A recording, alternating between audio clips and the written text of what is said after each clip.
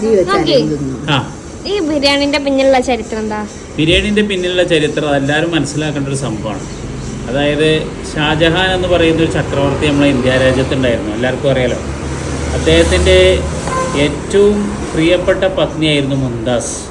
ഈ മുംതാസാണ് എല്ലാ യുദ്ധതന്ത്രങ്ങളും ഷാജഹാനെ പറഞ്ഞു കൊടുക്കാറുള്ളത്. അങ്ങനെ ഒരു ദിവസം ഈ മുംതാസ് പടയാളികളുടെ അടുത്ത് പോകുമ്പോൾ അവരിങ്ങനെ ശുഷ്കിച്ച അവസ്ഥയിൽ നിൽക്കണം. അപ്പോൾ ആ സമയത്ത് മുംതാസ് ഒരു ഐഡിയ പ്രയോഗിച്ചു. കുറച്ച് അരിയൊക്കെ ഇട്ടിട്ട് അതിൽ കുറച്ച് മാംസവും മറ്റ് ഇൻഗ്രീഡിയൻസുകളൊക്കെ ചേർത്തിട്ട് ഒരു വലിയൊരു വിഭവം ഉണ്ടാക്കി. അതാണ് പിന്നീട് എന്തായി മാറിയത്? ബിരിയാണിയായി മാറിയത്. അപ്പോൾ ഇത് കഴിച്ചപ്പോൾ പടയാളികൾക്ക് നല്ല ശക്തിയും ഊർജ്ജമൊക്കെ കിട്ടിയെന്നുള്ളതാണ്. അതിനുശേഷമാണ് ബിരിയാണിയായി മാറിയത്.